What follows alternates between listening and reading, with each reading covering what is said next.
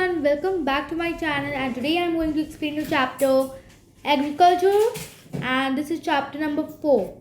So guys, agriculture is the most important part of our daily life, and let's start the chapter. India,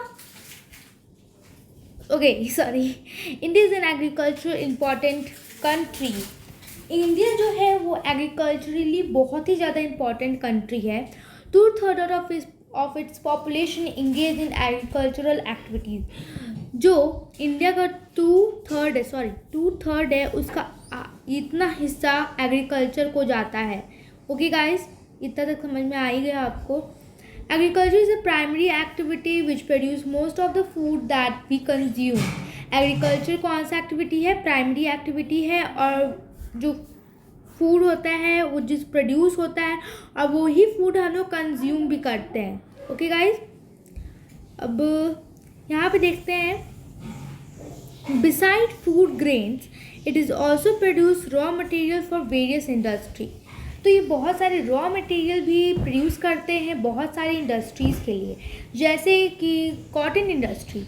जो cotton industry होता है उन्हें cotton चाहिए होता है, तो कॉटन कहाँ से होगा? एग्रीकल्चर से आएगा, और एग्रीकल्चर में कॉटन उगाया जाता है, कॉटन का प्लांट उगाया जाता है, और उसी से हम लोग को मिलता है कॉटन, और कॉटन से कपड़ा बनता है, बहुत सारे कपड़े बनते हैं, जैसे आपको पता ही होगा. सो गाइस, है the next. Can you name some industries based on agriculture raw material. मतलब कुछ रॉ मटेरियल में हम लोग कोई इंडस्ट्री बेस्ड एग्रीकल्चरली बेस्ड हम लोग नेम कर सकते हैं. Yes, of course, it's cotton industry. Steel industry इसलिए नहीं आएगा क्योंकि जो एग्रीकल्चरली कॉटन, सॉरी ये तो बहुत गंदा मैंने लिख दिया, कॉटन, COTTON, कॉटन. ओके, तो स्टील इंडस्ट्री नहीं होगा क्योंकि वो तो एग्रीकल्चरली नहीं उगता है, पर कॉटन इंडस्ट्री हो जाएगा. Silk industry, silk I think नहीं होगा क्योंकि वो सेरिकल्चर हो जाएगा जो कि एग्रीकल्चर के पार्ट में नहीं आता है. ओके, तो आगे बढ़ते हैं. आप लोग कमेंट में बताइएगा इसका क्या क्या हो सकता है. Moreover, some agricultural products like tea, coffee, spices, etc. are also exported. Yes, T, coffee, spices, ये सब जो ये तीनों हैं वो भी एग्रीकल्चर के द्वारा उगाया जाता है. तो कैन यू नेम कि इंडिया के, मानिए मैं इंडिया का पार्ट बना रही हूँ गाइस, डोंट माइंड. कुछ इसी टाइप का दिखता है शायद हमारा इंडिया. सॉरी, बहुत अजीब बना दिया, सॉरी. तो ओके, सो ये जो इंडिया है guys, please don't mind. Okay, so जो ये इंडिया है वहाँ का जो टी और कॉफ़ी, तो सबसे ज़्यादा टी कहाँ उगता है? वो दार्जिलिंग साइड उगता है. यहाँ पे दार्जिलिंग साइड है. सो गाइज, मैंने कुछ ढंग का बना लिया है, कोई बात नहीं. सो गाइज, यहाँ पे मैं पूछ रही हूँ आपसे कि सबसे ज़्यादा यहाँ पे जो हमारा टी है वो कहाँ उगता है.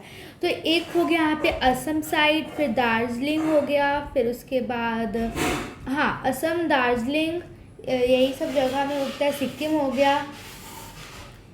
ओके गाइज, तो अब हम चलते हैं कॉफ़ी पे. तो कॉफ़ी मेघालय में बहुत ज़्यादा उगाया जाता है. तो मेघालय इस साइड है शायद. सॉरी गाइस, कुछ नहीं आता. Okay guys, so let's come on types of farming. So as you can see, there is a types of farming, and this, as you can see, this is burn and slash, as you can see over here. Oh my god, what's happening? Okay, so this is called slash and burn.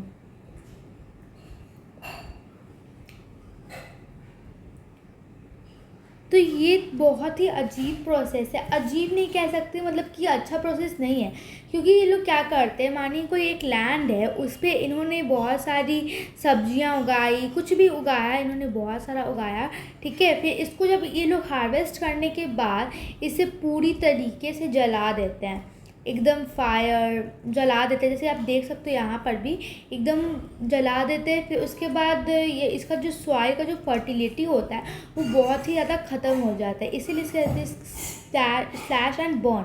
Okay guys, so let's say agriculture is an old and economic activity in our country. Over these years, cultivation methods have changed significantly dependent upon the characteristic of physical environment, technological know-how, and social culturally practice.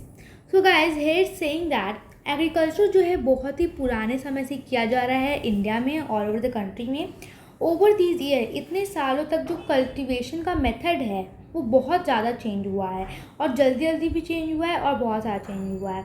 Upon the characteristic of physical environment, बहुत सारे physical environments में जो culture agriculture किया जाता है उसमें भी बहुत सारा ये चेंज हुआ है. मतलब ये बहुत सारा प्रोसेस चेंज हुआ है एग्रीकल्चर में अकॉर्डिंग टू पुराना ज़माना. Farming varieties from subsistent to commercial type are present in different part of India. The following farming system is practice.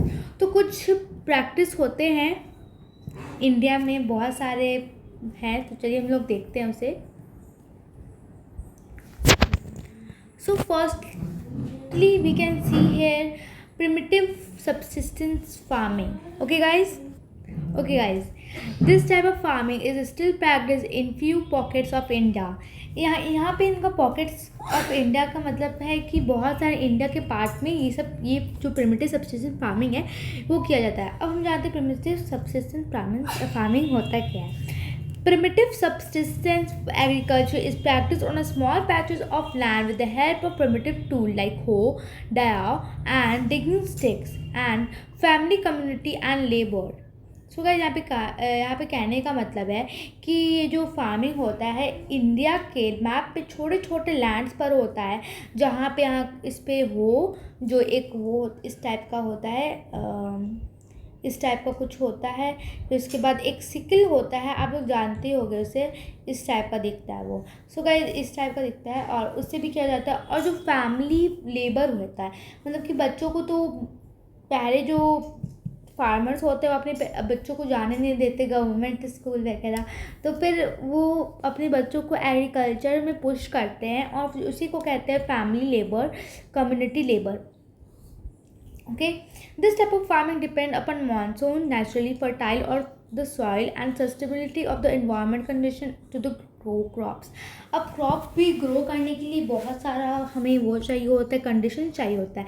वहाँ का एनवायरनमेंट कैसा है, वहाँ का टेम्परेचर कैसा है, कैसा होना चाहिए, कैसा नहीं होना चाहिए, कौन सा क्रॉप कौन से एनवायरनमेंट में सूट करता है, बहुत सारा देख कर ही हम लोग एग्रीकल्चर करते हैं और ये बहुत अच्छी बात है. It is slash and burn agriculture. Farmer cleared the patch of land and produced cereal or other crop to sustain their family. When the soil fertility decreases, the farmers shift and clear the fresh patch of land for cultivation. This type of shifting allows the nature to replenish the fertility of the soil. So guys, जैसा कि हमने यहाँ पे देखा, अभी मैं stop करती हूँ.